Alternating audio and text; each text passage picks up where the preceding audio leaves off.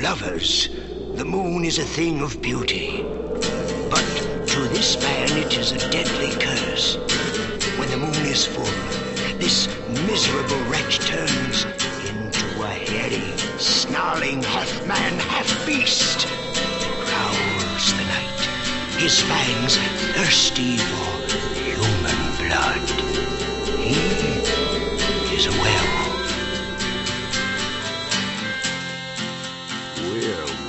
Welcome to the Werewolf by Night podcast, the show where we talk about Marvel's #1 lycanthrope, Jack Russell, a.k.a. the Werewolf, a.k.a. the Beast, a.k.a. the Shaggy One. I'm your co-host, Matt Howell.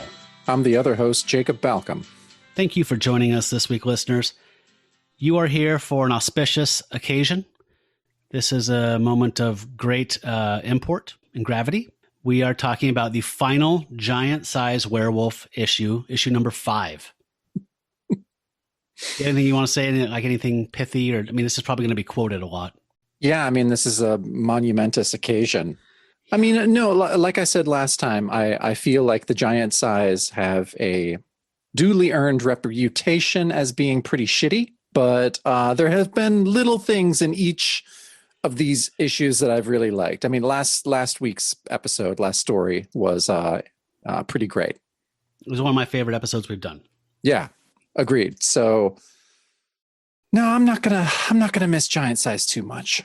No, and especially not this one. This one's 30 some pages, 35 pages or something. 36 pages of comics. Yeah. I'm gonna open a beer for that. Okay. So we have a cover here. Oh, you know what? We have a letter. What am I doing? Yeah. So first, we'd like to start off by addressing some mail from Josh. And he said, "Hi, Jacob and Matt. I'm currently listening to your episode on Werewolf by Night number 23, and I was as shocked as you both were that the character in blue has a gun on the original cover, but not on the digital version.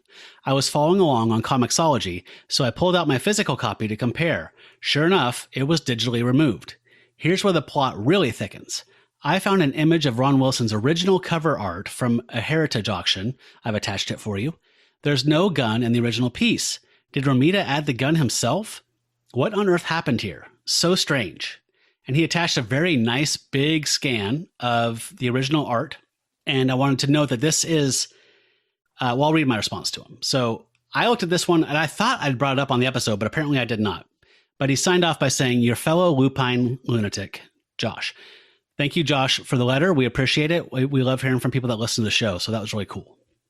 My response here is, I'm not 100% sure, but I think that original art is the ready for print one. So I'm thinking that it has had the gun removed for reprinting, ? At some point. If you look at Buck's hand, you can see a discoloration where it looks like the gun was whited out or taped over and redrawn and inked, but that's just my guess. I'll ask Jacob what his take is on this on the next ep. Cheers, Matt. So here we are. So I wanted to note, if you haven't seen this one, you can easily find it if you search like Werewolf by Night original art number 23, issue 23 or something like that. It will come up. It's pretty easy to find. But so Jacob, I'm correct here that this is like, I don't know, you're the process guy, but I mean, this probably is his original art, but it also has things where, what did they get? Like stats of like the logo and stuff. And then they would cut them out and tape them up for the photographing to make the print version. Yeah, I think still at this point they're doing that. Because I mean, on this one, you can see around where it says by night under the title Werewolf by Night, you can see it's just cut out paper. They even had to kind of, looks like adjust the G and the H a little bit to kind of like fake some kind of leading to make it sit right or something. In the issue number box up in the upper left-hand corner where it says 23 and it's November pull date, you can see where it's just cut out like with an X-Acto knife and glued on to that box. Yeah, I mean, and like you said, looking at the hand, there's obviously been an alteration there. But so I guess this maybe, so when was this next reprinted? Because obviously in the one printing, because this only had one printing, there's a gun in his hand. But so sometime after that, the original art was changed for a reprint. But what would be the very first reprint of this? And why would they take the gun out? I have a theory. I'm ready. Okay. These were frequently, I did not check this. It just popped in my head while you're talking. I did not check on GCD, but those always show the reprints, right? Mm-hmm. In the bottom. So I would think that in a country like in the UK where they don't have guns, that maybe they would take a gun out for the UK reprint version, which would come at some point. I mean, there's almost always a British reprint listing. That's probably the first reprint. You, my friend, are a genius. I have to agree with you that because it would be for whatever the next reprinting was. And I bet this was a story that, was maybe in the Mighty World of Marvel or something else that was reprinted. I would think that the UK would be the first reprint market for this stuff. Like I say, I could totally be wrong, but you're right. It's probably going to a country that does not have as many guns as we do. So it's a little out of place. So maybe they thought that would deter sales if they left guns on there. Maybe it would go against whatever kind of, youth decency laws that they have in UK, because they did have their own version of the code over there. Yeah, and I would expect that they would not alter the story itself. It's just that the cover, you don't want to be enticing children into, you know what I mean? Like, it's just exactly. The cover should be a little more tasteful than the interior. Well, they're classier than we are. Yeah, they're way classier than we are. So I think that you're probably right. I'm going to do some digging on that, but okay. I think that's a perfect theory. And I loved this email. This is the kind of cool shit that you want listeners to send in. So cool. I love it. Yeah. America, right? Home of the perfect email, the perfect call, perfect everything. We're perfect. So, remember back when that happened, when the Chinese theater thing happened? What was that? Atlas? That was part 2 of the Atlas story, right? Yep. Atlas part 2. Good times. Yeah, it was. But right now, we have to dig into an extra long tale of fantastic magic and otherworldly. Yeah, you sound so excited, and you are the right level of excited. But we're going to try and breeze through this thing. Okay, poke a little gentle fun, give you a good recap of Giant-Sized Werewolf number 5. And for the eagle-eared listener, this is the last. Well, it's not true. This is the next to the penultimate, final, non-main title thing we're covering, right? The only other thing is Marvel Premiere, the Legion of Monsters issue. Marvel Premiere number 28. Other than that, it's all Werewolf by Night till 43 or bust. That's right. So this cover is by the great Gil Kane. I say that a lot. I should just record that. And it's inked by Mr. Tom Palmer, also a guy I respect quite a bit. And we've got the interior of a spooky looking cave here. The werewolf is in the foreground, crouched down in a battle pose. And in the background, there's this guy. And he has like he's photo negative. And so he has like a headband on, like a shaman, and some kind of weird get up that's like a Renfest thing. And he has a flashlight shooting black light out of him. And it's a little too soon for me for black light after Glitter Knight's reign of terror, but okay. And so the beam is shooting down between the beast's legs and shattering the rock floor of the cave.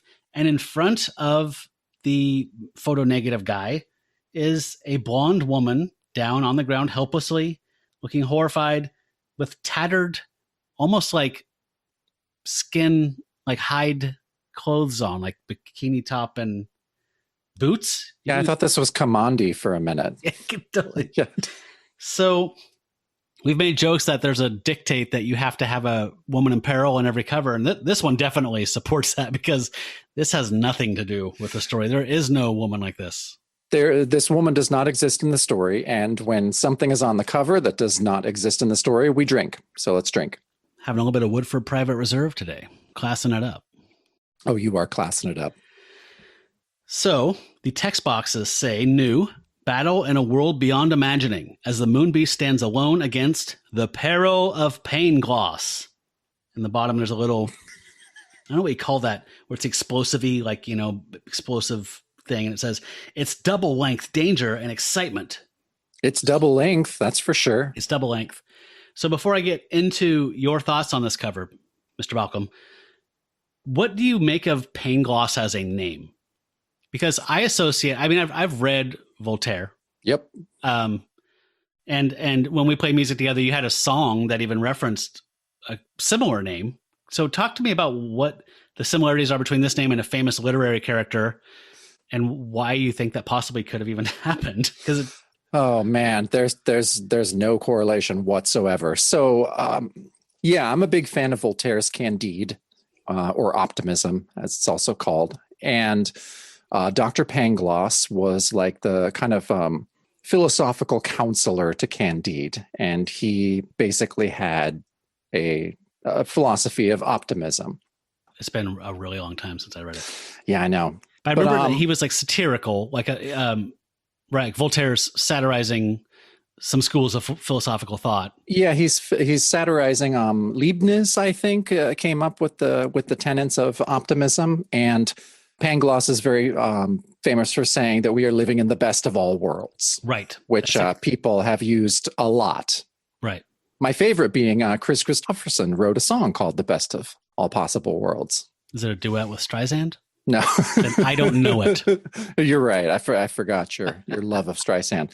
Yeah, and so even though it's so funny, as I get older, I'm just like, maybe that's right. Maybe it is the best of all possible worlds, even though Voltaire is totally making fun of this guy. Yes. And yeah, Pangloss has nothing to do with Paingloss. There's literally no connection I could imagine between these two characters. So, Roy Thomas kind of did this famously. He would throw literary, stuff in there, kind of to seem educated. And Munch hasn't done too much of this, but this just seems like I don't know. I don't either. I don't know. And I honestly feel like in my memory that this issue is the bad apple in the bunch of giant sizes that ruin the entire thing in retrospect. Like, yeah, when you say giant size werewolf, I wince. And I think I'm thinking of this issue. Yeah, because the rest of them I've actually kind of enjoyed on subsequent rereads. Yeah, this one is rough. Just right out of the gate, this is tough. So I have theories about why Munch wrote this, but we'll get to those at the end because that's definitely a final thoughts thing. So talk to me about what you think of this cover, the art. I think it's a typical giant size cover. I mean, it's great that it's done by Gil Kane. It's also we don't really see much of the werewolf's face in this one. He's almost turned away from us. And that's kind of, maybe Gil Kane himself was embarrassed of this story. I'm sorry, I was laughing. I was thinking about a obligatory Twin Peaks reference. When Andy is drawing Leland Palmer in the courtroom sketch and he shows the sheriff and it's like you can barely see like cheekbone and a little bit of his eyebrow and like nose. He's like, trying to get one with a little more face in there. It's like, oh, that's a good idea, Sheriff. Oh, it's such a good scene. And yeah, you're absolutely right. So yeah, I think Gil Kane could not look the werewolf in the eyes because he knew what this issue was all about and was just humiliated. But no, okay. It's a good cover. It's silly. Has nothing to do with the story. But what do you do with the story? Even though I did notice, is that a new little porthole illustration of the werewolf? It looks like a variation on previous.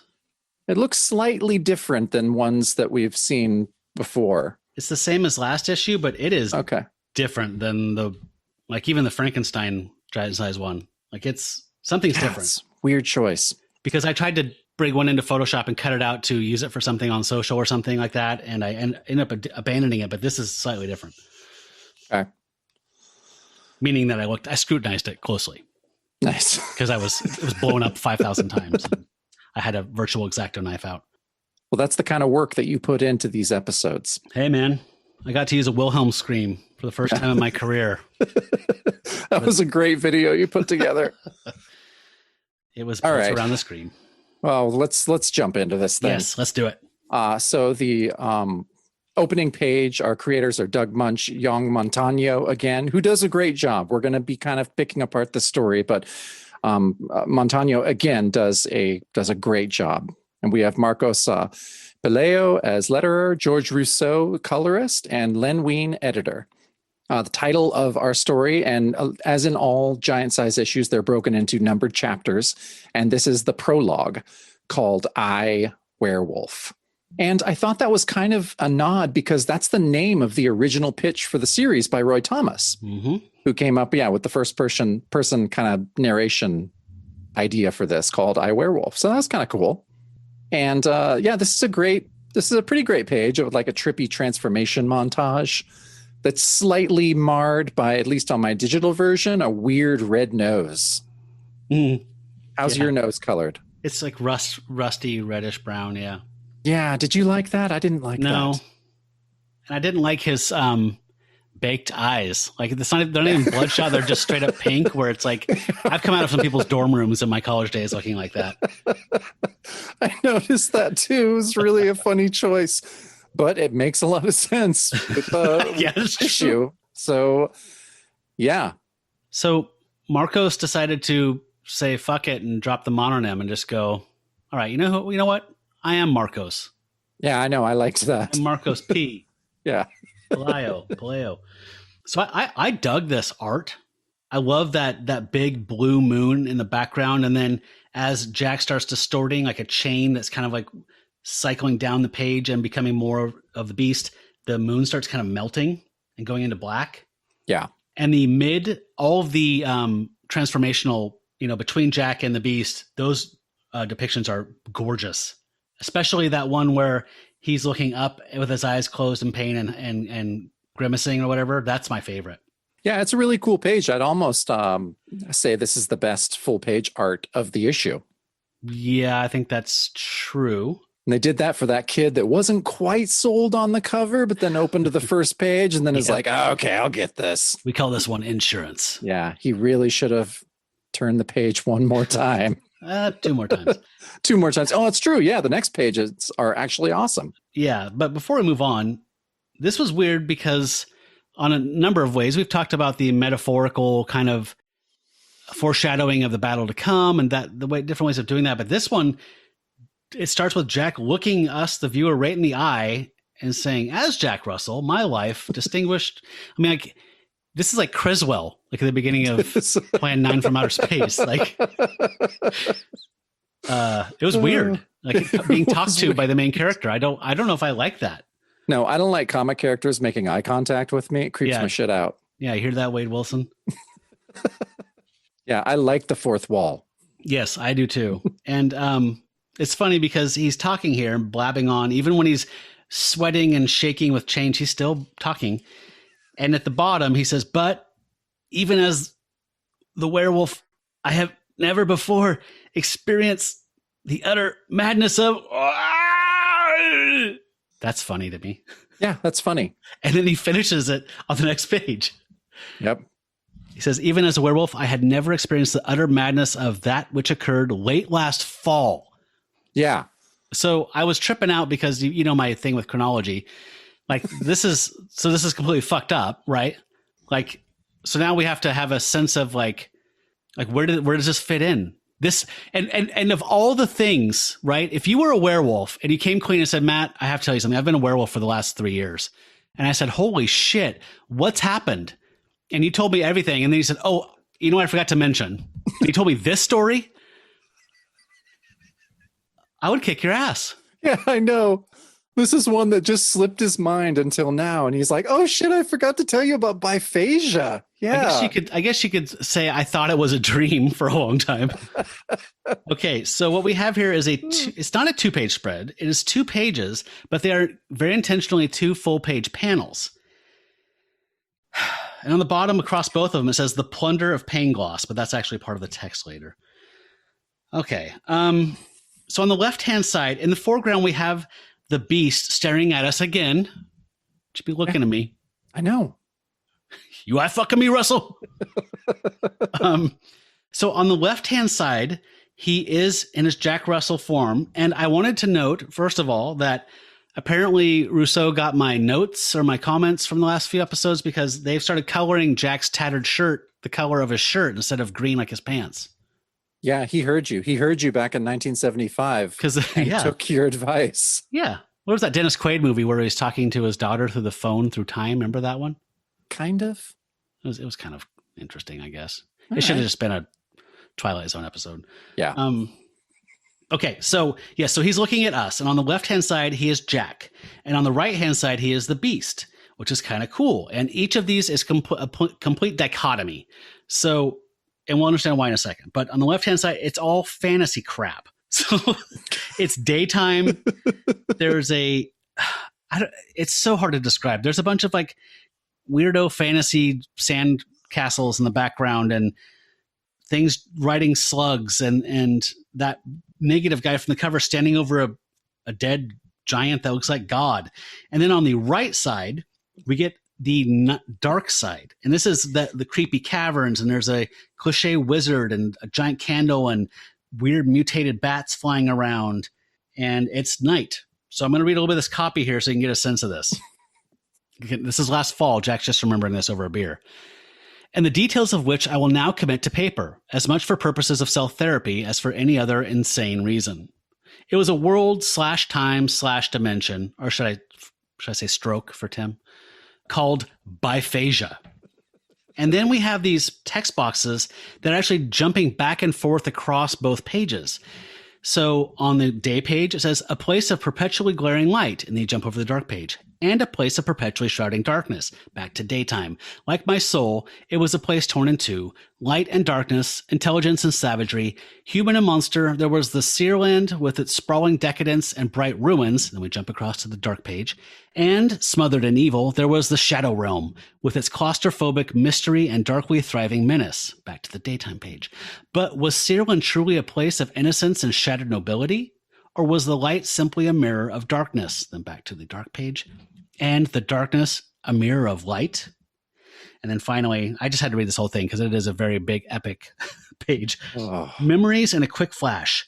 Delandra and demons. Sardanis and Joaquin Zaire. Silver rains and a 7-mile arc stuffed into a mountain. Buck Cowan and a pool of fetid slime. The zoo and Anamkra. Memories owing their strange and terrible life to the single fact that I became, and then we get the big title at the bottom, the plunder of Paingloss. This did my head in. Yeah, I think we should just right at the top. I mean, what kind of fantasy nonsense would you compare this to? I had a real hard time coming up with some kind of analog for it. Throughout this whole thing in my notes, I asked questions, and my final thoughts, I have a theory, but this is nonsense. Like there's an almost Alice in Wonderland kind of thing in like the duality and the dark and light, and there's a queen that's kind of comically weird. I don't know. I'm not sure what Munch was going for. I have an idea, but I'm not going to talk about it yet. Okay. All right. Well, yeah. I mean, you've already done a good justice to that page. So that's it's a pretty epic opening. Like I'll give him that. And Montano did a great job on that page, illustrating the nonsense really well. So next page, we jump into chapter 1. And it's called Bad Deal with the Devil's Disciple. And it opens with a large panel of Buck and Jack driving to a classic old dark house belonging to a Satanist named Joaquin Zaire, who Buck thinks may be able to cure Jack of his lycanthropy, which I thought was, it's like another example of how Buck cares way more than Jack about the whole werewolf thing. Like he's planning, he heard about this guy. He's like, nah, I'm going to get Jack. We're going to go up there. We're going to give this a shot. And Jack's almost annoyed that Buck is dragging him up there. Mm-hmm. Yeah. I'm just like, God, privileged little rich kid. I do love the way Montano draws Buck in that second panel, like when they're inside the car. Great faces. Yeah. Reminds me of, is it Hal Foster? Who did Prince Valiant? Hal Foster. Kind of a little bit of that influence in there, which is definitely high compliment from me. Yeah, absolutely. No, it's really cool. And that third panel with just like the top 3/4 of Buck's face looks very, very cool. Yeah. So they pull up, and again, Jack's being kind of a dick about it. And he's like, this whole Satanist blah, blah, blah thing, this is strictly for the rubes, It's like for carnivals and five and dimes. And Buck's like, well, just give it a chance. Even if he's a ripoff artist, there might be a chance this is actually something. And he's like, he must have thought there might be a chance too, or he wouldn't have bothered coming with me. So they go up and they knock on the door, and Jack's holding this camera. He's like, this is crazy, Buck. I don't even know how to use a camera to take photos. And so he's, the idea is that Buck is going to be interviewing the Satanist and bring up lycanthropy and maybe find a cure. And Jack's posing as a photographer. Good cover here. Ray Rockford. And Buck says, I've already told you, Jack, just fake it. And then the door opens. And the guy who's standing there says, yes. And he's in robes with a satanic like cameo at the top, keeping it closed. And he looks like Bela Lugosi, John Carradine, and Vincent Price all had a night of passion and had a baby. See, I thought he also looked like Kane from DC's House of Mystery, the host of House of Mystery. That's what I got most out of him. And this is the most extreme widow's peak I've ever seen on any human rendering ever. And he has a cool not soul patch, like a Billy Goat's beard down on his chin. Yeah. And we see the candle from the last pages, from in the dark page of Biphasia. Mm-hmm. That's the candle that was on the dark side with the wizard.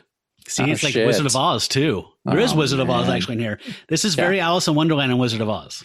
Yeah, there's a huge Wizard of Oz reveal. Yeah, and you were there. And you were there. So yeah, on the next page, and especially on this page, I'm already really getting like a Curtis magazine feel from Montagno's art. Mm-hmm. Like very, very cool. Like definitely something I'd expect to see in a magazine and not one of the color comics. But yeah, so we meet Zaire, and I like Jack thinks it was easy to see why his congregation numbered in the thousands. After all, there aren't many high priests specializing in Satan worship, and none of them could be more convincing than this weird bird. Which I thought was funny. And so they go to Zaire's den and sit down, and Buck's trying to, Buck's a pro. He's not faking it at all. He's just like, Mr. Zaire, how did you first become interested in the occult? And so it's like, I became nothing, Mr. Cowan. I was born with the destiny to serve Satan and chosen to pursue that destiny. And Jack's face on that last page is just like, oh, shit. Yeah, like the only thing I could think of when he said, I was born with it, or maybe it's Maybelline. Yeah. Oh, my God. That second panel when he says, this is Jack Russell, my photographer, then you see cut to Zaire. He's like, yes. The interview. And he looks like he's lying down in a coffin the way they draw him. It's hilarious. Oh, he's all purple. That widow's peak. Oh, man. Yeah. And the study where he's saying, like, maybe, I was born with this destiny. He has one of those heavy studies full of artifacts. So, every space is taken up with a painting of Satan or a mounted head or candles or a tiny coffins or whatever. It's just stuffed to the gills with shit. Yeah. No, there's a lot of detail that Montagno put into that panel that I don't know if every artist would do that. Yeah, and we get to see some other details later that I want to talk about as well. Right. So there's a really funny moment. I laughed a few times in this, not intentionally. I don't think that they were intended laughs, but so Buck continues. He's like, I see, before we delve further into Satanism thing, I want to talk about some other areas of the occult, like psychic phenomena, spiritual manifestations, demons, poltergeists, vampires. And then the next panel, he says, werewolves. And the panel is Jack all in red with a blue background looking at Buck. And it's like a complete anime Japanese moment. Like, huh? Yeah, it is. Like he's horrified. His whole family just lost face by this guy's blunder. And so yeah, whatever. It's really, really funny. Anyway, he's going on. He's like saying, how would you, I don't know, kill a werewolf, for instance? And the guy, were you tripping out on this callback? Oh yeah. You remember this letter? So we got this letter a while back. I forgot which episode it was, but someone was saying like, you guys really need to get into the werewolf lore. Like there's this thing where you get 3 drops of blood out of their head by hitting them in the forehead or make them kneel in one spot for 100 years. He actually pulls these out. And I think whoever the editor was is like, yeah, well, we might use those. Okay. I actually looked up some stuff on this. Okay. So let me read to you from the 1911 edition of the Encyclopedia Britannica. In the entry on werewolves, it said, various expedients existed for removing the beast shape, such as to kneel in one spot for 100 years, to be saluted with the sign of the cross, to be addressed thrice by their baptismal name, or to draw 3 drops of blood from the werewolf's head. And yeah, I had to kind of just at least go back and be like, okay, did this guy in the letter just make this shit up? Or is this like actually part of the werewolf lore? Because I couldn't quite remember. Yeah. Would you instantly think like, oh yeah, 3 drops of blood from the forehead? Like that's as obvious as silver bullets. No, it just seemed like, like I love those old Vincent Price records that he did for I forgot what the label was, but they were, like a witch's hornbook of spells. And it would just be him reading like actual old weird shit, like alchemical things and stuff like that. Some of them were stories, but it would be stuff like this, like how to make a homunculus, jack off a horse and put it in a clay jar with some blood and a couple seeds, like kernels of corn, and bury it and piss on it for 3 weeks, and all that weird shit. That's exactly what you do. That is the exact recipe, actually. But it's stuff like that where it's just like it is some just weird, like you cannot make this stuff up. But no. But anyway, I was stoked to see that was in there. Yeah, me too. And then there's a great panel at the bottom where we're looking over the shoulders of Zaire and looking at Jack and Buck, both horrified, shocked, looking at him as he says, "But are you certain you're interested in killing a werewolf rather than exorcising the beast from a subject afflicted with lycanthropy?" So they're both obviously shocked, like, holy shit, how does he know? He says, "You see, I've noticed that your photographer has not been photographing." And then this last panel is a wonderful leer from this demonic-looking psycho. And he says, "And also that his psychic aura, invisible to most eyes, is, shall we say, highly unusual. And that is the most evil grin I've ever seen." And he's tenting his fingers. He's tenting his fingers. Yeah. Great stuff. Yeah, it is. No, and the coloring is so cool. Like is Zaire like purple and brown in your original version? Yeah. It's cool. Russo's he's a fucking champ. Yeah. Anytime he does coloring, I just love it. He's a formidable artist in his own right. But yeah, coloring, he really gets the job done. So yeah, I really love, so on the next page, like I can imagine after he asked that question, like Jack kind of almost like jumps up in his chair and freaks out. He's saying, "Buck, I think I hear my father calling me. Besides, this interview is getting a little too hairy for me." Oh my God. That's like a Homer level, like say the thing you should not say. Yeah, it is. Oh, did I say that out loud? Like Legend of the Dog-Faced Woman. Yeah.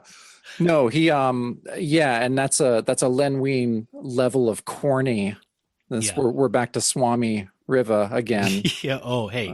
Come on. Yeah. It's too soon. Yeah.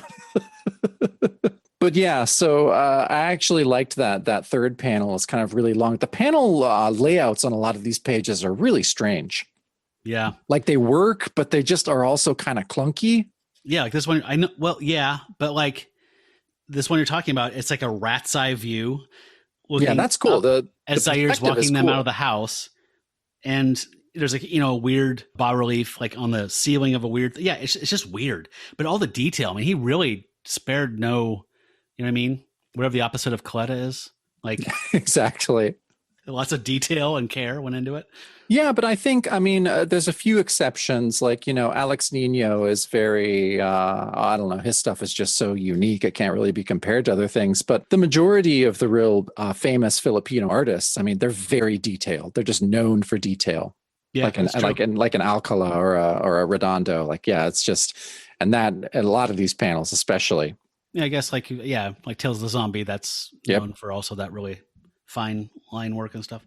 For sure. So they're walking out and Zaire says, "Good night, Mr. Russell, until we meet again soon." And yeah, Jack's face is just horrified. Like this guy is genuinely creeping Jack out. Like he's kind of acting like a scared little kid.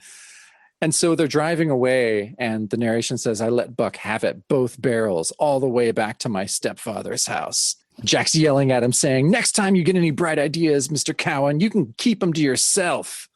Yeah, does he want to talk to Buck's manager? He does. Like, what an asshole. Oh, and man. Buck's kind of, but Buck's taking it like the good-natured best friend he is. He says, "I'll admit he was creepy, all right, but I still think he's the key to your cure." And Jack just has the most disgusted little, like, 4-year-old kid face on. And he's like, "Forget it. If I never see that Bizarro again, it'll be 10 times too soon." Yeah. I actually saw this exact expression on my newly minted 14-year-old's face tonight. I had baked a rustic loaf of bread and asked her to send half of a still warm wrapped in a towel to our elderly senior citizen neighbors. And she looked at me like, "Jack's looking at him right now." She didn't speak to me for like a half an hour. You asshole. Yep. So then we get to that thing where we skip a month, essentially. That wasn't a werewolf day for him, obviously. That was just a day. But he says, like, the next 3 weeks kind of pass quietly. I'm just hanging out with Uncle stepdad Philip, and Lissa. And this is another Lissa, I guess. This is Lissa played by, it's like a soap opera. Today, the part of Lissa would be played by Renee Zellweger. It is. Like, who It's is not this blonde Lissa. woman? It's not Lissa at all. She's never looked like that. No, that looks more like his mom or something. So Buck shows up to take him, on the first night of the full moon, to take him out somewhere to be a werewolf, safe away from people. And he's like, well, where are we going this time? A desert island? He's like, no, I thought I was going to take you out to the woods off of Route 30, just like last time. And Jack says, yeah, hope Smokey the Bear's got his insurance paid up. Hardy, har, har. Oh, my God. And then Buck says, I've been trying to not jump to conclusions here or anything, but since we left your stepdad's place, that black car has definitely been following us. And Jack said, well, then pull over and see what it wants. But I do like the faces there on that last panel. Yeah, and that last panel is great. And I like the last narration says that had to be the worst idea I've ever hatched. Oh, like, Jack, well, so wrong. Yeah, you've done a lot of stupid shit, my friend. So yeah, I don't know why Buck listened to him, but he stupidly pulls over and out jumps Zaire with a pistol saying, so we meet again, Mr. Russell. Just like, oh my God, this fucking guy. And he doesn't have street clothes. No, he doesn't have street clothes. He's wearing robes. Yeah, he is. He's in his wizard finery.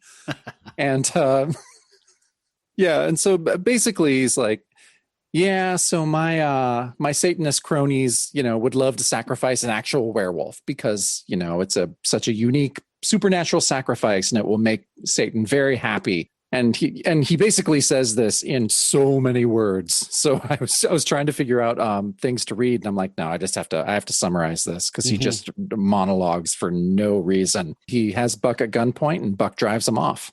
Yeah, so they're in the front seat like they usually are, but now Zaire's in the back pointing a pistol at the back of Jack's head. So then it just turned into Lupino's The Hitchhiker all of a sudden. Oh, God, it's such a good movie. Yeah, that's how I got through this sequence. No, I actually enjoy this first part here with Zaire quite a bit.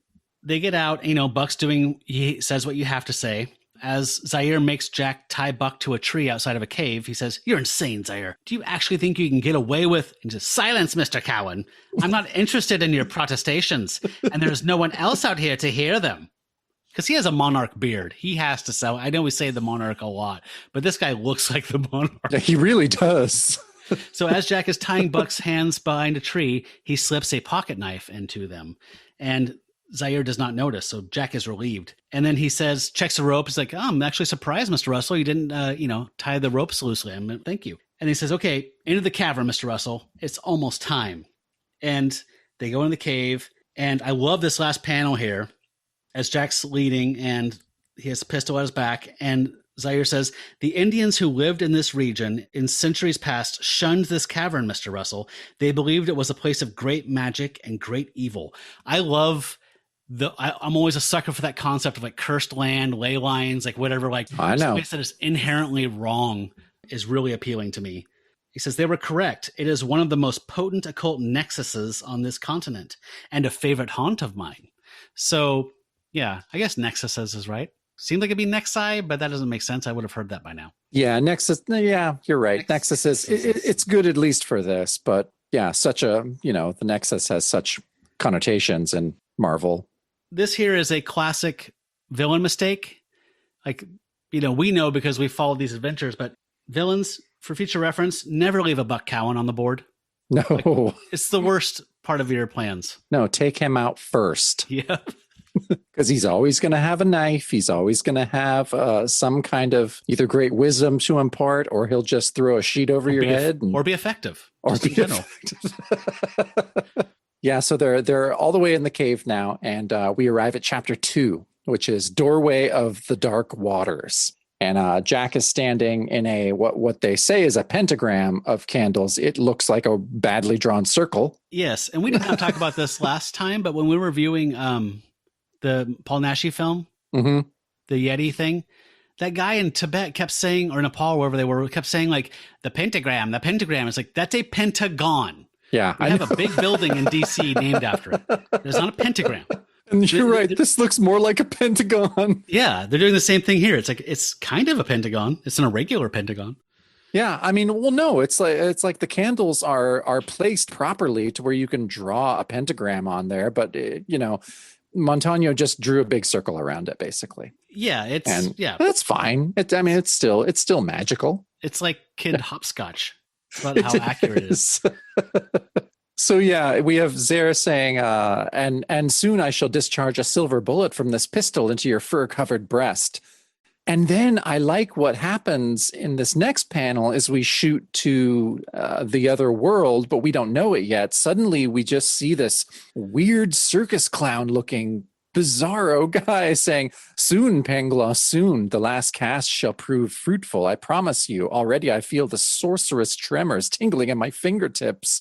We hear a voice off panel saying, you had better feel something, wizard. I am losing patience swiftly, and you soon lose a head. But yeah, this is it's a confusing last panel, but I mean, kind of cool in trying to execute something like a foreshadowing or a kind of, I don't know. Everything about this is clunky. He's ridiculous. Yeah, he's ridiculous. like a guy that played Merlin at a bad Renfest would be insulted by this. Yeah, I a lot of times when I was reading this, I would try to see like, oh, it's like a bad so and so, but this stuff was so uniquely bad that I really couldn't find anything to properly compare it to. No, you're spot on there. Yeah, this is a point. This panel, because I've been loving it up till now. There's a Satanist and. He knows what Jack is because he's psychic, and well, like this is all my stuff. This is my wheelhouse. And then we get this character with looks like he's fucking selling children's cereal. He has a Saturn on his chest and just stars and hearts and diamonds and yellow moon. And this is the point where I'm like, okay, I can hear Fonzie revving a motorcycle right now. Like this is where yep, it's getting bad. So then on the next page, I love this page because it's got tons of panels. There's a couple that are weird, like a chevron shape that is a cut inset to another pen. It's weird. It's weird. And it's intercutting back and forth between different players and different events. So it ratchets up the tension. So Montano kicked ass on this, in my opinion. So Jack says, I felt it, the moon, and we cut to the moon, and the pain, and he starts sweating and fur starts growing on his face. Outside, we cut to Buck sawing away at his ropes. Inside, we cut to this beautiful panel of Jack turning into the beast. He's looking up, and he looks so pathetic. Like he's just like sobbing, it looks like, in pain. Then we cut to Zaire. He comes, bloated Lord of Darkness. And then cut back to Buck cutting through the ropes. And then cut back to Jack on his knees, just holding his head in pain. And then we cut to the wizard in the other world. It is time, Paingloss. And these energy beams are coming out of his fingers. Then we cut back to this great panel of the werewolf growling. And then we cut to Zaire saying, a sacrifice for thee, Lord Satan. And then we cut to Buck finally making it through the ropes. Pip. As the ropes break, then the full moon, and then blurp, the brackish water has a weird bubble of something starting to surface out of it. Great pacing, great tension being ratcheted up there, cutting back and forth between all those things, all these things connecting at the same time, space and time. Yeah, I really would be curious to see a script here. Yeah, and see if this was true Marvel method, or if Munch actually laid out some of this stuff. He may have just said just given like 2 sentences of direction, and this all the layout and the panels all came from Montano. You just don't know. Yeah, I would guess this would be about 3 or 4 sentences, and Montano would just sprinkled magic dust all over it. Yeah, exactly. Well, no, I mean, you covered that page perfectly. It's beautiful, and I know I pulled a couple of those panels to put up in our feed. And so, yeah, Jack is fully transformed. The next page starts out with first night, and a lot happened at once. So the narration's actually helpful here. It says, Zaire raised his gun. The pool erupted into a brackish geyser, and Buck charged to the rescue just as a silver glowing lariat spat from the pool and snared the werewolf. Zaire thinks he's doing this whole Satan thing, but something much weirder than Satan is going on here. So yeah, this silver lariat comes, loops around the beast, and just pulls him into the water, which is again called brackish. Mm-hmm. He loves that. He loves that word. SAT word. Yeah, he does. I think I just know it I know it recently from that Tom Goes to the Mayor episode where I think they go to Fish and Ellie's and order the cream cod with the brackish dip. Oh God. It's so gross. The only reason I know that word, I think, is from the first Frank Black record. There's something called like Brackish Boy or Brackish. I can't remember. It's in one of those, but I love that album when that first came out. So yeah, Buck charges in the cave here, and I love this. He grabs for Zaire and says, "You make so much as a single," and that gets interrupted. Yeah. I'm going to put a pin in that heroic moment. So yeah, so the next page, I can go even faster than you. Basically, the beast gets pulled down. It's like a lava tube, essentially. It's a very narrow chamber. He goes straight down, and then it goes parallel to the surface of the earth. So it's like a U. So it pulls him down, then it pulls him sideways, and then it pulls him up. So he's essentially gone into another world now by virtue of this Super Mario pipe. Yeah, this is the twister in the Wizard of Oz. Yes, exactly. Segment for sure. Yeah, and that last panel is really cool. It almost looks like the beast has tears, like these strange like water tears coming down. And then we see, and someone says, "You see, I told you I would succeed." And then the next panel is just the most bonkers in not a great way. So I don't even know where to begin. So this page, it's like the first glimpse we get of this insane fantasy realm that the beast has been taken to. And yeah, we see that really goofy looking wizard, but he almost has like a cloak that you know, like eternity would have or something, but inside there's all these different motifs. And it's Ditko's Red Queen. It is Alice in Wonderland. Yeah. Basically, that's a great description. If Ditko saw this panel, he would say, "Dude, dial it back a little bit. Dial it back." And I'm the guy that made Doctor Strange.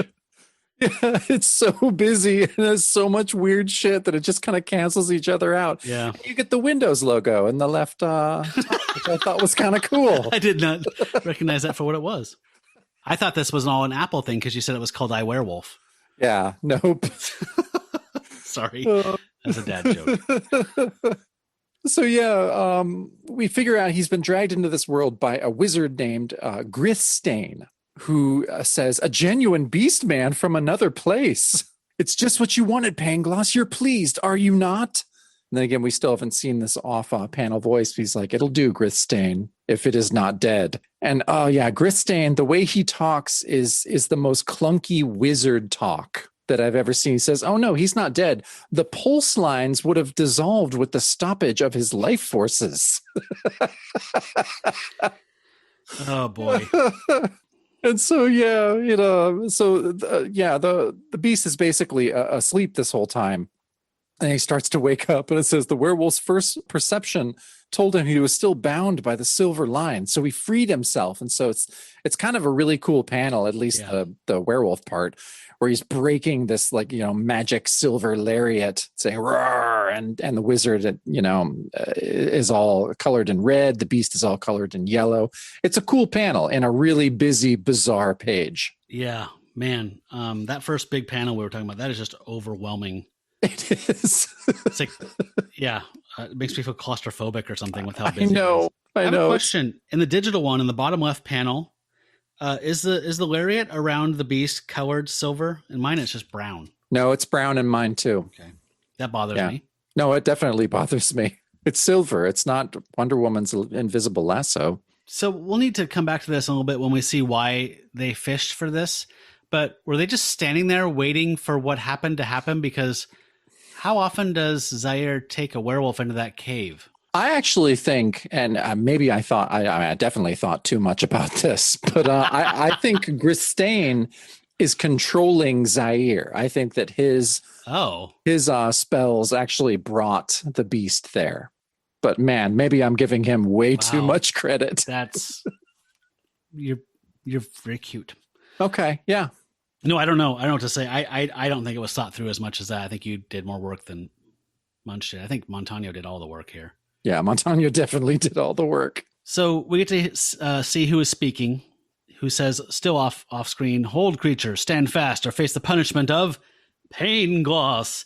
And he's towering over the beast. And he's that guy in negative that's wearing, again, like a really weird kind of fantasy getup with a big wrestling belt and a weird headband with like a rising sun on it, like a shaman.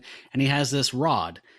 And the beast doesn't understand what he's saying, but he recognizes some threatening gestures, and he just lunges at him. He's like, "You have been warned, creature. Now you shall be punished." And he starts shocking the beast with this. It's essentially like it's a dildo, but it's also a cattle prod. It's a cattle prod dildo.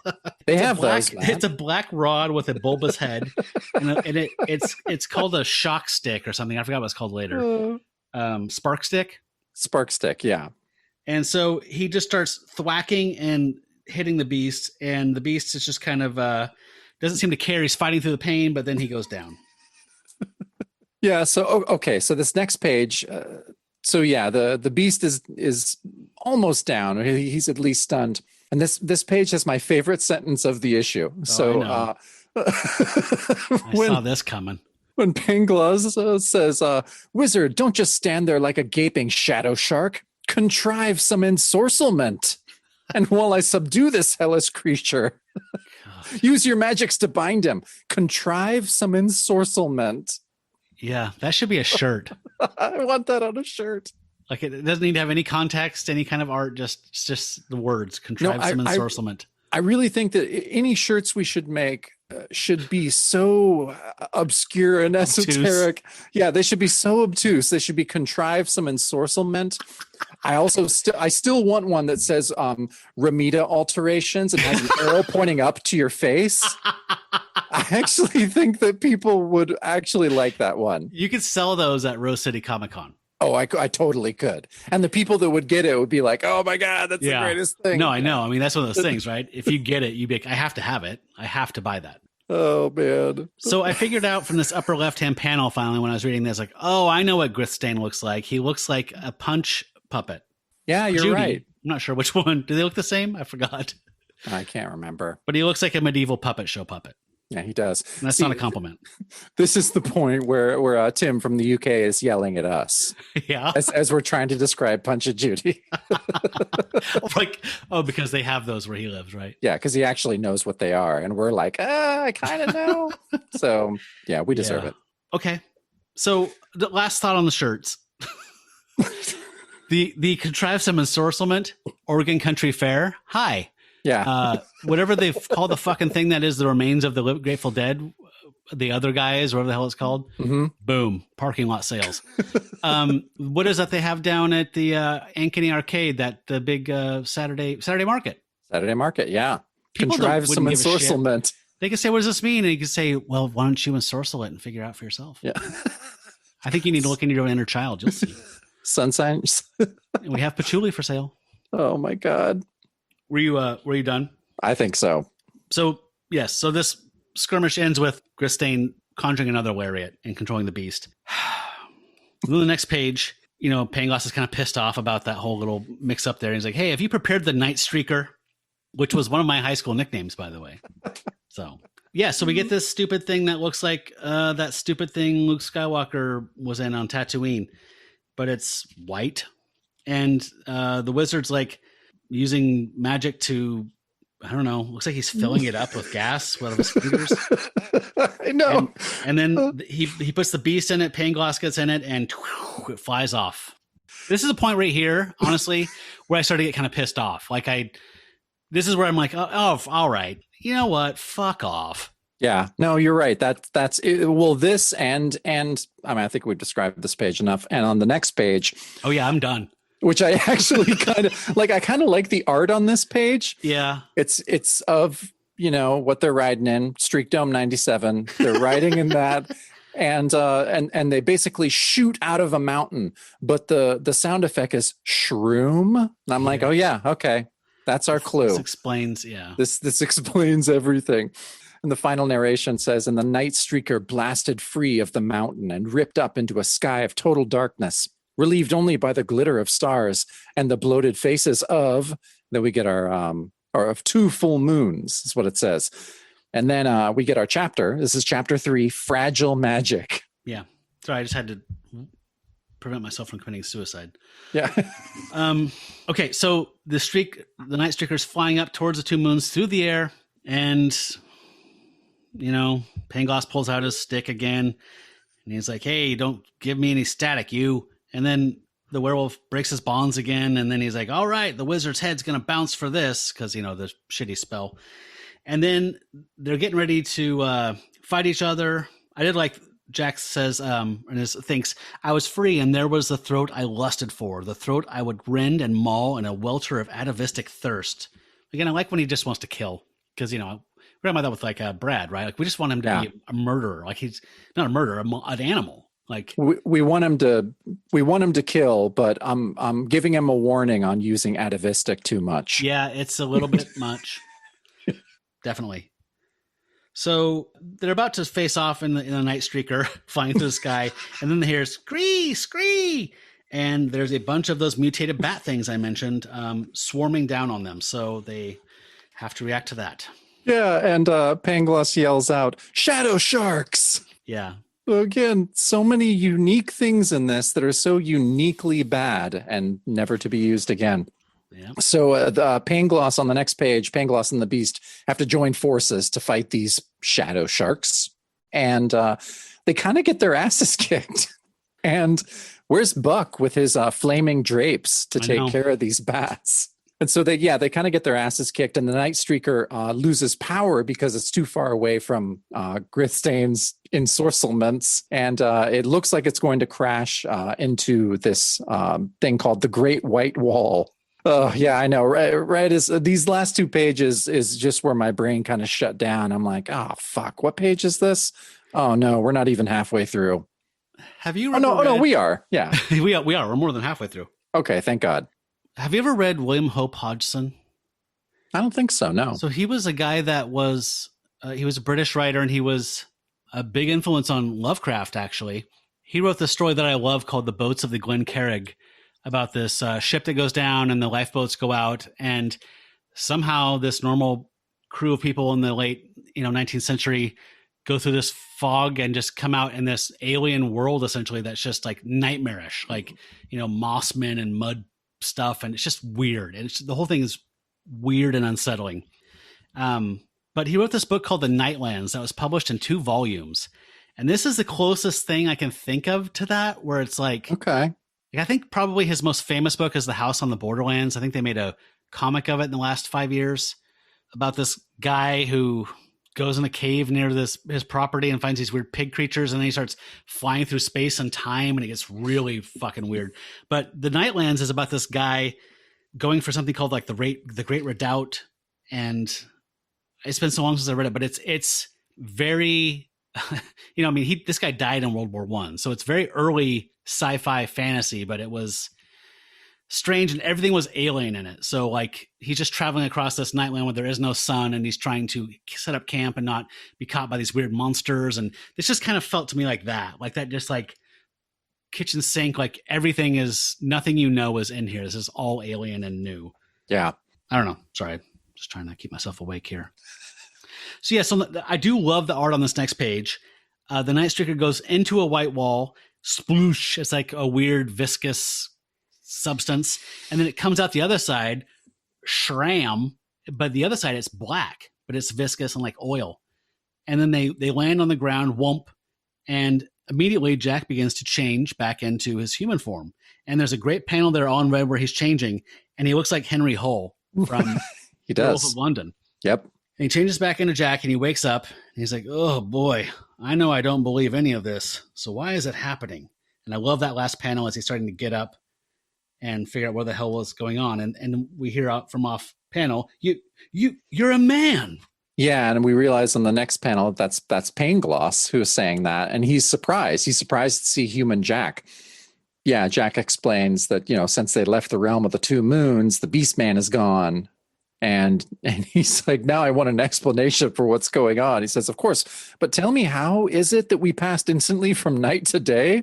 And then Paingloss kind of starts to begin to describe what's going on. Now he's in big trouble, as he was supposed to deliver a beast man to his girlfriend, the half queen, and she's going to be super pissed. He says, I forced the wizard Grithstane to summon a beast man from the other place so Delandra, the half queen, could add the creature to her menagerie of the bizarre. Totally normal couple stuff. Mm-hmm. And it's just, Yeah, anytime, half the time I'm like, oh, I need some backstory on this. But then right as the backstory starts coming, I'm like, no, stop. Yeah, I'm the same way. Yeah, I'm just like, no, I'm good. Yeah, you're thirsty, and then it's just a fire hose. It's like, Yeah. nope, I'd rather be thirsty. No. Half queen? No, I'm good. Just let Montaño draw stuff, please. Yeah, and so you have to bear in mind, folks, if you're not reading along with us, this guy is a photo negative. Like, it's the weirdest. It should be interesting, but it's not. Like, that's the whole. He's a symptom of the entire thing. Like, his whites are black and his blacks are white, so he looks like a photo negative. And that's because he's from the Shadow Realm. And I love this middle panel. You know, when, like he said, after Jack's like, wait a minute, how did we just turn into day all of a sudden? And there's this funny kind of like, this could have been a fish out of water comedy where it's like, well, Shadow Realm is night and Searland is day. And Jack's like, I see. Then there's no night on this side of the black and white wall, no moons ever. And he's like, how can there be? This is Searland. Yeah. I don't know why that made me laugh. Like, he's like, I'm not from here, asshole. Stop. Yeah, I know. It's really funny. I don't know. It's Searland, jackass. Come on. Yeah. So Jack's like, I'm not sure I catch all your drift, Paingloss, but enough to know you can fill me in on the details while we beat a retreat.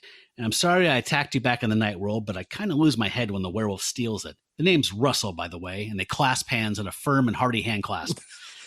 And then I love this next one. Paingloss goes, then come, Russell. Delandra will have already sensed my presence and dispatched a force of lustrums to. I'm a sucker for that too. The when some alien pronounces somebody's name, like, Yeah. I'll come. I know, it's so good. There's something really comforting about it. So whenever he's called Russell, I'm like, oh, okay. That's funny. Favorite part. Yeah, but he says she's probably dispatched these lustrums, and then these gouts of fire start shooting up out of the ground, and Paingloss says, oh, too late. And then Jack says, I met them, pudgy little dudes riding white snails out of pillars of flame. Come on now. I did like that because that's exactly the reaction you have to these things. There's tiny men riding space sperm. So there's snails, but they look like spheres, and there's little tiny dudes on top straddling them. And then they have like 30-foot long, literally 30-foot long tongues that shoot out. And they grab the spark stick out of Paingloss's hand, and then they start wrapping up Jack and Paingloss with these. They're snails with people riding them that have 30-foot tongues. I don't know what else to say. No, there's nothing else to say. On the next page, Paingloss says, no use struggling, Russ-Ol. The tongues secrete a poison which seeps through the pores of the skin and drains one of all vitality. The narration says, he wasn't kidding. I've never felt so sluggish in a month of lazy Sundays. And Jack is lazy. So, I mean, that's saying something. And so, it says that they're taking them to the Palace of the Half-Queen and the causeway between kingdoms.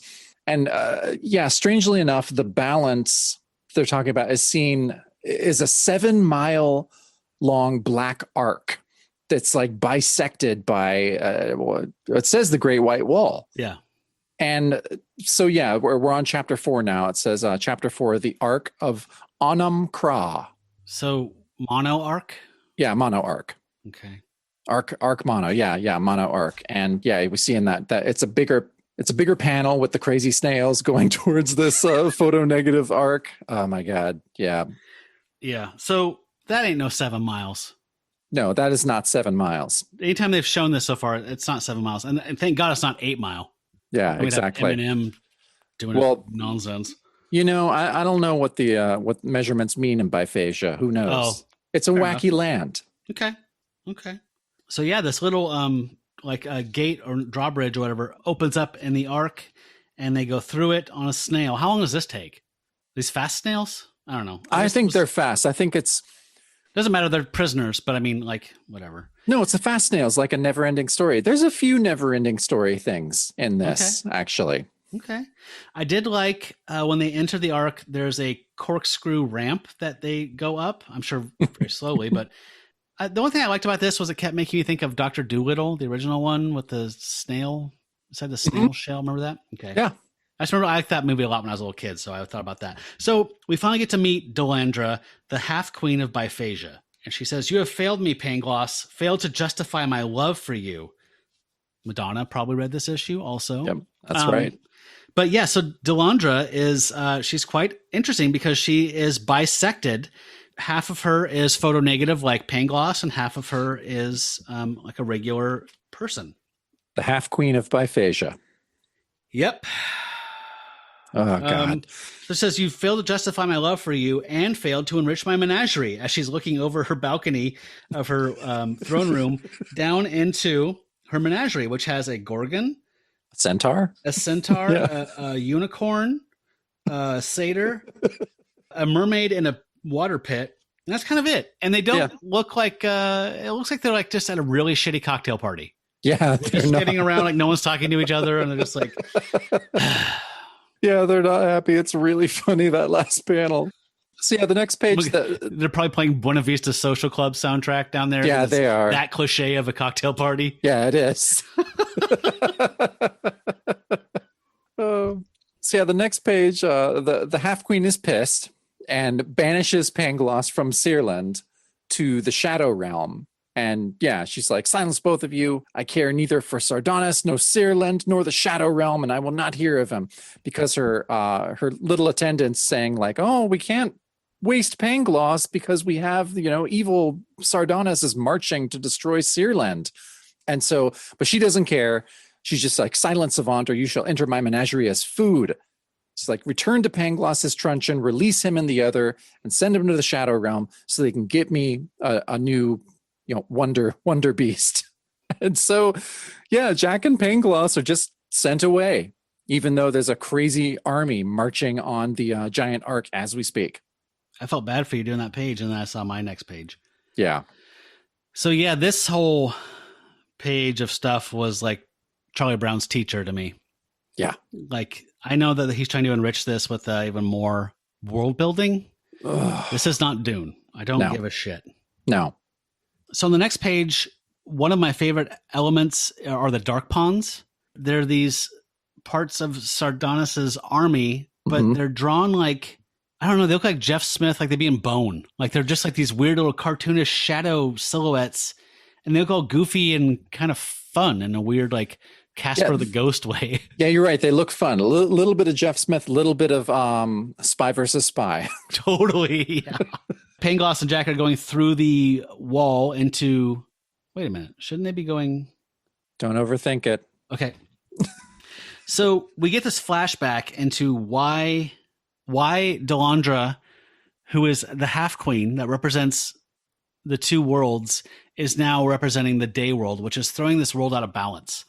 And it's because the leader of the day world was named Glissom. Who left the fucking cap off the Glissom? So he was the king of Searland, the day world. And he and Paingloss were in this battle. And he's the guy that we saw dead in the big mural, the Hieronymus Bosch painting in the beginning. And so he looks like God or Zeus. And he's got a big package that you can see up his tiny little mini skirt, which is I found really upsetting. But they battled, and Paingloss ended up killing him. And since he died, Delandra stepped down from her neutral position, and was it her father? I can't remember if it was her father or not, but she started representing Searland. So now all shit's out of whack. She was supposed to be central to both worlds, and now she's on the day world. Now she's the balance of the force now, basically. Yes. And now the throne is occupied only by dust. What the fuck that means? Ugh, I know. So yeah, they supposed to be done. I know. So they end up back at the wizard. The wizard tells them that he has conjured a spell of loyalty so that when Jack turns into the werewolf, he's going to remain docile and loyal so that they can cross the gateway together. And then that last panel there, as they cross the threshold, Jack transforms. And yeah, the narration reads, second night, I changed instantly. In a land where night was constant and stripped of all contrast or meaning, the werewolf was immortal. In this opaque land of twin moons, piling shadow over shadow. The only other important thing, I mean, this is a very wordy page. Oh my God. Of exposition. The only thing that you didn't mention that I'd say is important is that Sardonis, is that his name? Sardonis. That's right. He has eyes on our world. So once he conquers Searland, he's coming through and taking our world over. So now Jack has skin in the game. Yeah, finally. So yeah, I know that's the problem, right? This is literally the we're one page away from the climax, and it just got conflict and tension for our main character. Yes. Doug. Okay, so they go through, and sure enough, the beast is docile and just hanging out with his two new buds. Paingloss is like, I don't know if I trust your magic so much, Gristain, or whatever. And then he says, hold, wizard, look there. And the Dark Pawns have gone into the menagerie in Searland and loosed all the beasts. This page is fucking weird. I like this one for the weirdness. So they turn and look, and it says, the mythological beasts, fictional, improbable, impossible. They're all terrified, and they're all fleeing. So we get that satyr, a couple satyrs, a gorgon riding the back of a centaur, which I have never seen in my life, and I've been a mythology geek my whole life. Does that make the issue worth it? Just that one tiny image? Almost yeah. Reparations. Yeah. And then one of the most pathetic panels I've ever seen, the mermaid on dry land crawling on her elbows and flapping her tail. And they're just watching her like no one's... Oh, no, they don't care. Ensorceling a pool of water to fill the night streaker with water. Send her away. What the hell? It's just so weird. And then the next panel, what the actual fuck is that red thing? That freaked me out. What is that? It's like a dog melting with a dog lion troll face. It's a dog lion who's holding on to what looks like a weird tortoise. I didn't even worry about that thing. I was just worried about... No, it's really fucked up and weird. Okay. Yeah, so they reach the cavern mouth and look out upon... On the next page, we get our final chapter, thank God. Chapter 5, Silver Rain, Sardonis, and Shadow. And we see, so the page opens with a big panel giving us the first look at Sardonis, who kind of looks like... He looks like a photo-negative Thanos a little bit, right? Like comic Thanos. Yeah. The first thing I thought of was, you ever watch that old serial with Bela Lugosi, The Phantom Creeps? And he has that big robot. No, I don't think I've seen that one. Just anybody listening, just Google The Phantom Creeps, and you'll see the robot that looks a lot like this. Yeah, I do. So there's a bunch of those little, funny shadow demon guys like crawling all around this giant, big bad guy. And Paingloss says, the time has come, wizard, for a death. The narration is, not knowing whose death, Paingloss stalked forward to do battle in the maelstrom of silver fury. The werewolf followed. And so they actually start doing something. It's actually kind of an exciting panel where they're fighting against things. Yep. So, yeah, just judging by this big panel of Sardonis, he looks like he's, 50 feet tall. Yeah. He shifts constantly throughout this. Again, we're only a couple pages left, but... So Sardonis calls out Warlord Paingloss. He's like, why did you betray me and go dwell in Searland? Before I kill you, I just want to know why you did that. And they refer to them as being like David and Goliath. And then on this weird panel where they're far off in the distance of the Ark, on the deck of the Ark, Paingloss looks like he's... Okay, so Paingloss this whole time has been about 2 feet taller than Jack / the Beast. And this thing is supposed to be really, really big. And he explains, you know what, I was in love, and I did this, I did it all for love, and that's the only thing which may...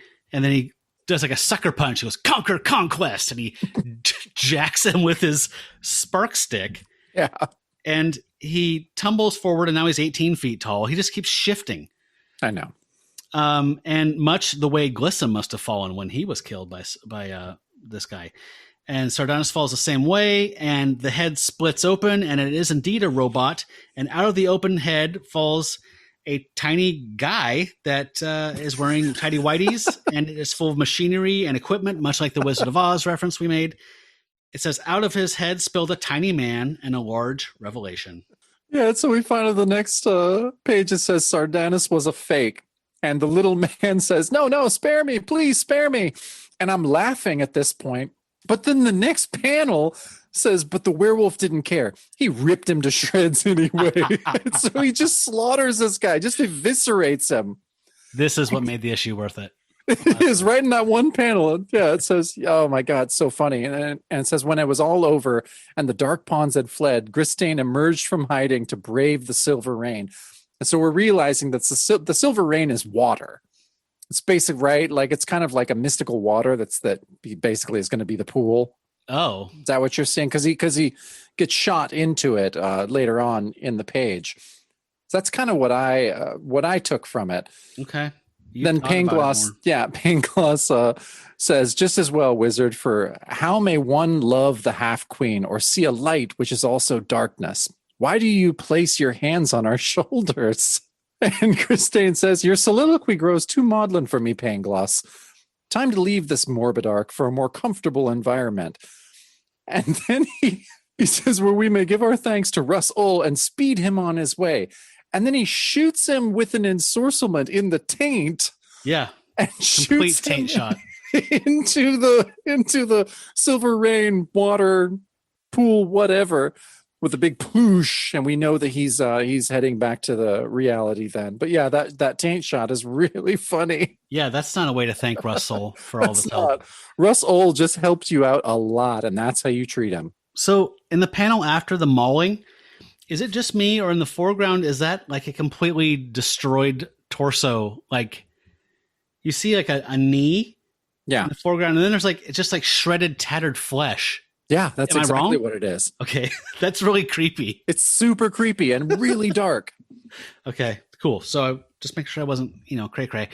So Jack shoots through the same kind of tube thing, and he pops out. And if you recall, Buck was saying, you make one move, and then as Jack shoots out of the water, he finishes that sentence. So we've missed literally nothing, which is a great thing about time travel, right? You can go back to the moment you left. Make a move, and I'll bust your head inside out. And it says it was a bluff, of course, except for the ridiculously ineffectual pocket knife. Buck was unarmed. But Buck socks Zaire in the face. He gets a shot off, but it goes way wide. And then Zaire falls into the brackish pool. And Buck's like kind of waiting for him to pop up, and he does not pop up. And, the werewolf kind of knows what's going on. He's growling. And Buck turns around and looks at Jack or the beast in the face, and it says, then we stared at each other. There was more growling. But instead of attacking, I split. Maybe Grisstain's loyalty spell still lingered in my fur, but I love that panel where they're just looking at each other like, yeah, exactly. like, okay. And then the beast does what he does best: is after a giant throwdown, he just runs away. Mm-hmm. So on the next page, I do love that top panel. It's a really cool first panel. The background is like shades of blue. The beast is colored purple. There's a bright yellow moon.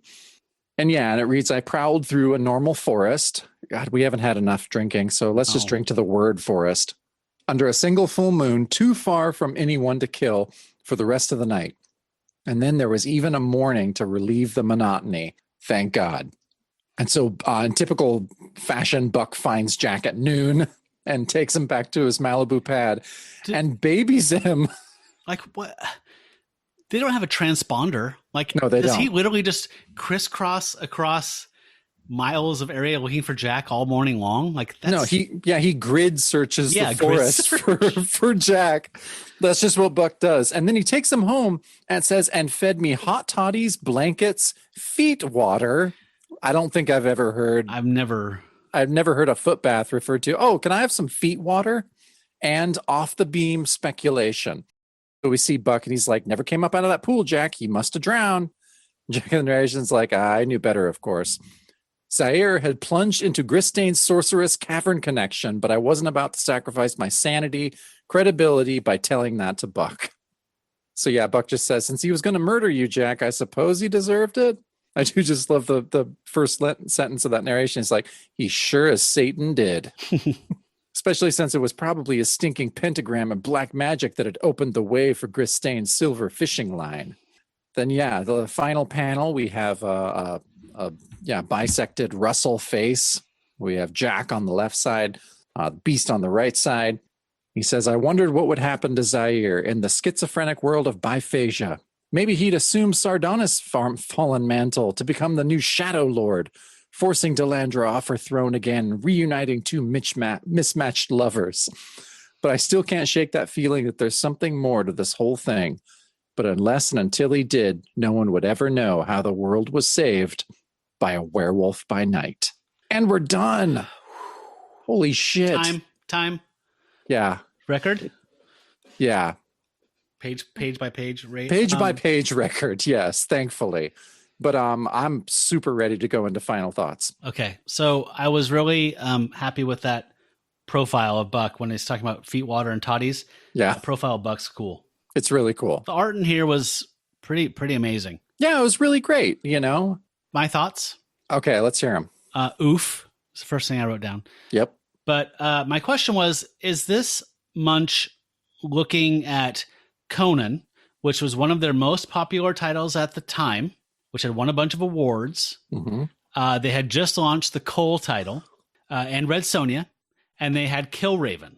And DC had tried to get on this with Warlord, which is a really cool Mike Grell comic. Yep. About, I think, a Vietnam vet trying to get home. It's a lot like that Edgar Rice Burroughs, John Carter kind of stuff. Yeah. So I think this is Munch not trying to make a creator-owned property, but like trying to carve out something. I think he was hoping Biphasia would be something that people would be excited about, and they could go back there separately from the werewolf or whatever. I think so, but I actually, by the end of this issue, I think that Munch came up with this entire world, and by the time he got done writing it, he's like, "Oh, that really bored me. Like, that's really boring," and it is. Yeah. I feel like if it's something you're not into, but you can feel the enthusiasm from the writer, it's contagious. I didn't feel that from this that much. No, I didn't. So my observation was, yeah, it's as goofy as hell, but it made me feel like I was listening to a very well-meaning 12-year-old talk about his Dungeons and Dragons campaign that he came up with. Mm-hmm. And I didn't want to hurt his feelings by giving him notes. Right. So I was just like, sure, it's called Biphasia. It's ruled by Sardonis and the Half Queen. It's like, Timmy, you did a great job. I would love to join your campaign. Yeah, it'll be super fun. So I was playing records once at this cocktail bar called Vintage Cocktail here in Portland, and there was this young couple, obviously on a first date, sat right in front of me, and the entire night was this young guy really trying to impress this girl by telling her his really involved story of his own fantasy world that he came up with, a very like half Lord of the Rings thing. But she was not having it, and she kept giving him notes, and he was really crestfallen at different points when I'd look up, and he would explain something and expect her to be really excited, and she'd like, "No, that doesn't make sense, because remember when you said this?" And he was like, "Oh God," it was one of the most brutal first dates I have ever witnessed. Well, I'm sure there wasn't a second. No, there wasn't, but it was really fun to be an observer on. Wow. But yeah, I feel like it's that. Like, you know, but it made me think, like, okay, Marvel, you reuses everything. But like I'm sure you did, I looked this shit up and I was like, oh, did this ever come up again? Nope, never came up again. This entire world. So I'm like, why hasn't Marvel milked this very unique IP contained in this issue? Because it sucks. But it also made me think, like, hey, we haven't seen Glitter Knight or the Hangman again either. So, yeah, a lot deal with either of them at this moment. Yeah, I know. I would much rather deal with Psycho Hangman right now. But no, it hasn't been used again because it's not great. Yeah. This is like when we were kids in the early 80s. And they would crank out some shit toys that would be like at Woolworths or like something Newberry's. And it was just some kind of knockoff. Like you couldn't get He-Man. So you got this thing, and like the back of the package had like a he rules Biphasia and the Half Queen. You know, it's just like this is you're right. I can tell this is shit. It's just shit. No, it's a knockoff He-Man that you would get at a discount department store in 1983. Yep. And I also wondered, is our sales coming in and Munch is seeing like the high water mark of monster sales and like that it's going down. So he's just trying to like again, like create some kind of something that is his IP that's he can turn to and tell stories, and hopefully it catches on, and it just did not work at all. No, and you're right. I wonder if this is one of the turning points sales figures wise to where horror comics, the color comics at least, are going down. Mm-hmm. And the non-superhero stuff that is selling is the sword and sandal stuff like you were talking about. And so, this is Munch trying to combine those things, but it doesn't, I mean, obviously it doesn't quite work. Doug can be a great writer, and he is a great writer, and he's done so much great stuff. But I feel like sometimes the color comic assignments that he gets that aren't the main Werewolf by Night title, I don't think they're high up on his list of things that he really tried on. Okay. I feel like his stories for the black and white magazines, for the Skywald stuff, I feel like he spent a little bit more time on that than this. Maybe I'm wrong. Maybe he spent a really long time on this story and it just didn't work in the end. I think that he took mushrooms and wrote a bunch of stuff down and then shaped it and, kept working on it and building this world up and thought, all right, well, I'm going to try it and see if anybody is into it. Because it's not like it's thin. I mean, it is, but it isn't. Like, he tried to make like a mythology and a history to this world and tensions and warring factions. And like, he put some effort into it. I think he actually tried. No, I think he did. Yeah, I think he did try. And I don't know if it was, maybe it was some kind of communication breakdown between Bunch and Montano. But I also think just the storytelling just didn't quite work. I almost think like if you take these characters and gave them to Walt Simonson, like he would have figured out a way to at least do economical storytelling and get that world building done in the 36 pages of this story. I don't think it would have been good, but it would have been a little better. Better, yeah. Fair enough. So we kind of talked about pausing at one point in the run and ranking stuff, but we're too far gone now. Oh yeah. But this is near the bottom, if not the bottom for me. This is probably my least favorite story. I think this is my least favorite as well. So I'm glad it's behind us. I am too. So yeah, no more giant size. Like you say, we just have regular title stuff after this. And then, except our the Marvel Preview 28. Yeah, Legion of Monsters, yeah. No, I'm excited for next issue where it's takes place in the snow. So I'm excited about that. Yeah. And I think I figured out why this story in the reading order was put here and not where it was published. Where it's actually published. Okay. Because the next issue bleeds right into the issue 32. Yeah, I can see very thinly, but like, but still, I can see being the original fan that put the reading order together, and he's like, "Oh Jesus, where do I throw this?" It's just, it's kind of like with us going through this. Like, yep, let's get Giant Size Werewolf 4 and 5 just out of the way. Let's just knock them off so we can get back to the main title, the main storylines, get back to Topaz, get back to our comfort spot. Yeah. Okay, Werewolf by Night. Oh boy, this is a short one. Okay, I'm ready. Dear Marvel, Giant Size Werewolf number 3 was shocking. Yes, shocking. The art was spectacular. The story terrific. Together as a team, Munch and Perlin are spectrific. I must admit that I was shocked when I read the first 10 pages.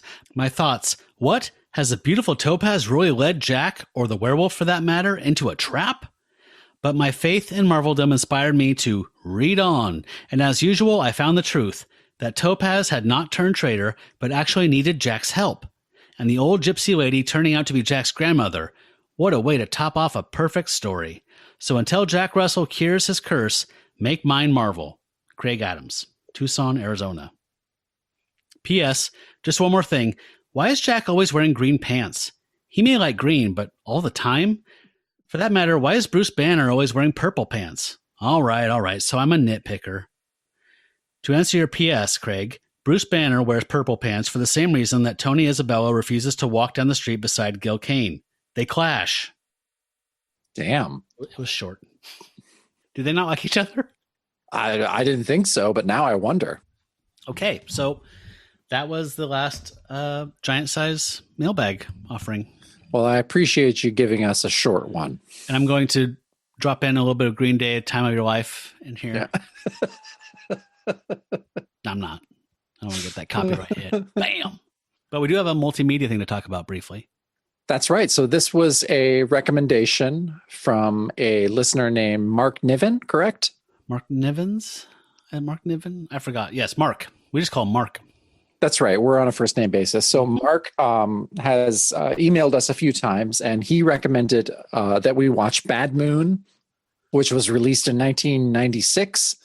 Starring Mariel Hemingway and Michael Pere from Eddie and the Cruisers and the Philadelphia Experiment. Yes. I forgot to do an erratum. I said it was Margot last week, but it's Muriel. It's Mariel, yeah. And actually, sadly, Margot killed herself this summer. That summer this film came out. Yes, that's right. But I mean, most importantly, it stars Mason Gamble, who played Dirk Holloway in Rushmore. That's who he is. Oh my God, it was driving me crazy. Yeah, he was Max Fisher's chapel partner, and all I could hear him say while I was watching it was the hand job. God, I kept meaning to look up, like, who is this kid? I know him from something that I really like him in. Oh my God. Yeah, I think he was also like the modern Dennis the Menace in those kind of crappy movies. Yeah, I didn't watch that. But I know him from Rushmore, so I was like, okay, this is all right. Yeah. Michael Pare. How do you say his name? Pare. Yeah, he is an interesting guy. He is. I mean, I think his best performances were, I think, in Eddie and the Cruisers and the Philadelphia Experiment. Both movies I really loved as a little kid. I've never seen the Philadelphia Experiment. I think that he really walks that line of being a good actor, and I think we know what line he fell on this one. But yep, he fell in league with Uwe Boll at some point, and has been in many Uwe Boll films. Mm-hmm. Which one did I see? I saw the one that was based loosely on Columbine, but he had some line. Uwe Boll is German, and he writes a lot of his own scripts in English. But he said something. I can't remember what it was. Renee and I referenced it constantly for years after I tried to do.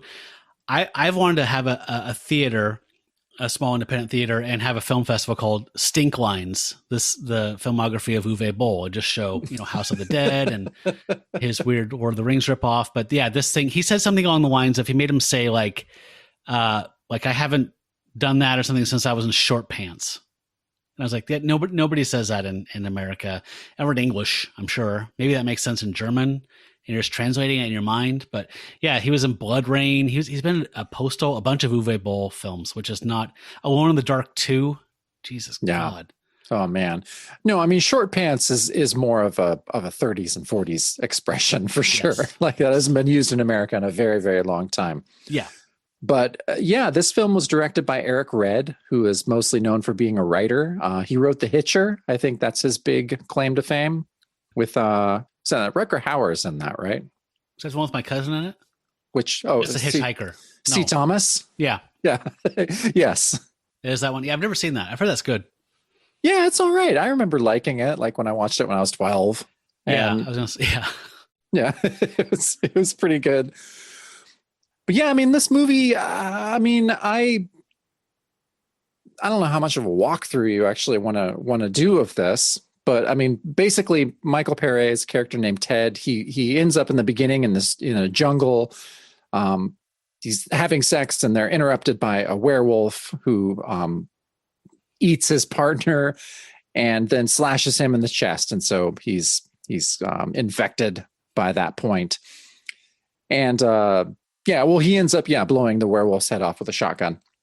And then, so the opening credits, did you notice that the opening theme is damn near Luke Skywalker's theme from Star Wars? No. It's like 2 notes away from it. Yeah, well, you'll have to do a comparison on them. And, okay. And I think they're damn similar. But yeah, I mean, I think the thing that I liked, I read online a lot about this, and a lot of people really hate the effects. And I didn't hate the effects. I didn't either. Did you? Actually. No, I did not. I didn't think they were bad at all. I can understand bad. People that criticize this movie, but I actually kind of liked it, which is weird because it's basically a movie about a dog. Yeah, the book that it's based on is called Thor. It's named after the dog. Yeah, the dog's name is Thor, and I mean, the dog is kind of the main character. He's definitely the main character of the book it's based on. But I liked the surroundings. It's basically Pacific Northwest. Like they talk about being in Seattle. I know I got excited when they started mentioning Timberline, because I'm like, oh shit, Timberline from Mount Hood, but they talk about Timberline Lake. Yeah. And I'm like, so it's all like kind of made up, but yeah, it was filmed in Canada, set, and it looks like it, but it reminded me of the forests of Mount Hood. And so that, that made me feel good. Mm-hmm. But yeah, I mean, there were a lot of parts of this that I liked, even though Michael Paré definitely chews the scenery, especially at the end. The end is pretty silly, but Yep. I don't know. I kind of enjoyed this movie on a few different levels. What did you think? So I saw this in the theaters, and I almost left. I didn't dislike it as much this time around.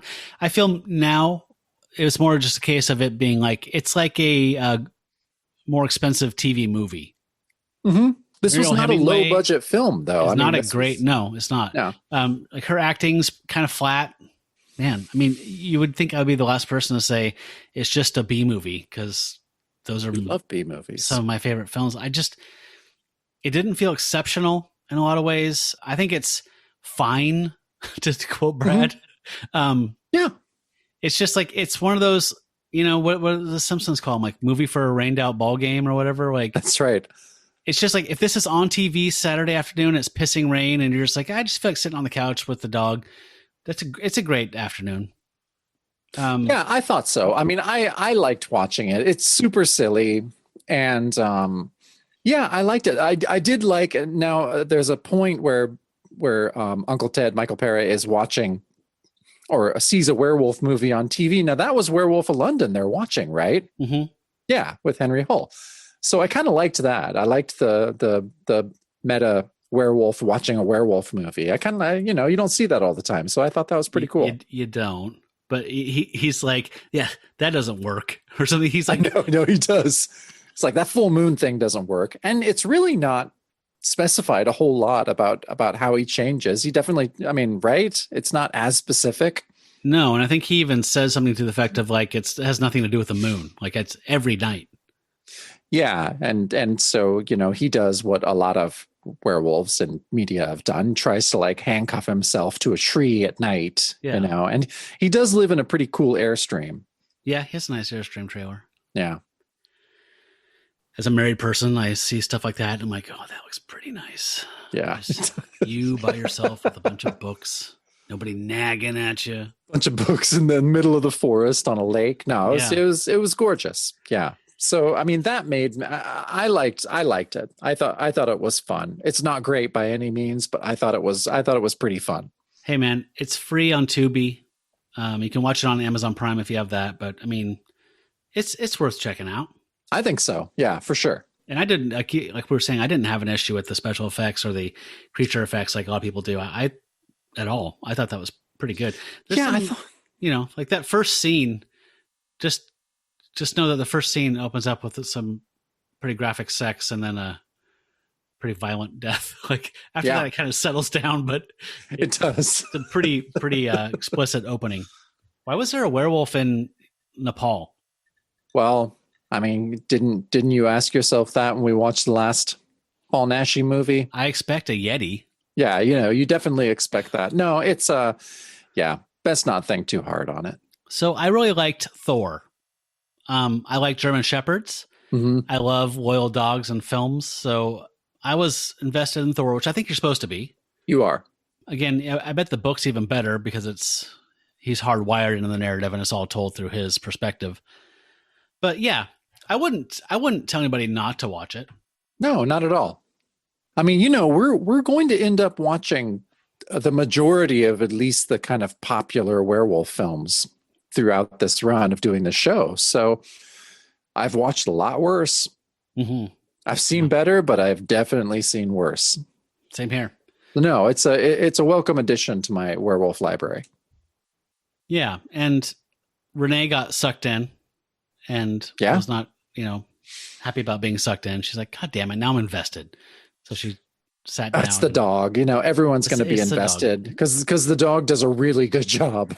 Yeah, and she had a German Shepherd when she was a kid named Sadie, and oh shit! Actually, well, she's in. Yeah, and it actually caused some tears towards the end. Oh yeah, she was, whatever.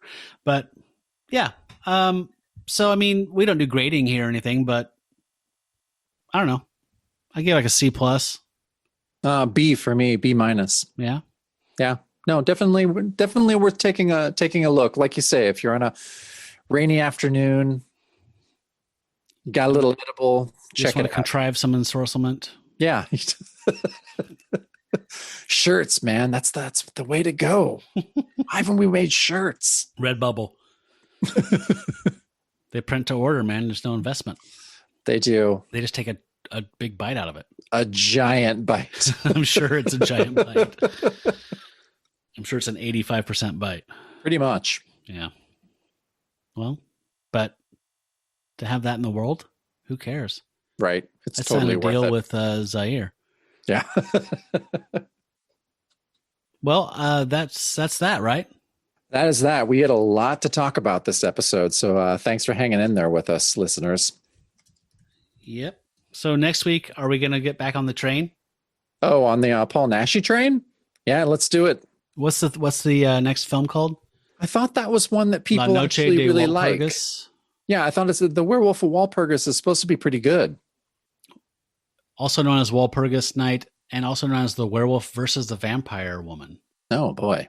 Also known as Shadow of the Werewolf. Oof. Also known as Night of the Vampire. Also known as Night of the Bloody Witches. Also known as The Black Mass of Countess Dracula. Also known as Werewolf Shadow. Also known as Fury of the Vampires. Also known as Night of the Werewolves. How? Okay. Did it have a different title for every market available? Yeah, I was reading like the French and the Canadian and the Belgian and Wow. German. Cool. So yeah, it was made the same year as the last one, which was terrible. But this one is one of the most financially popular and just popular in general with fans.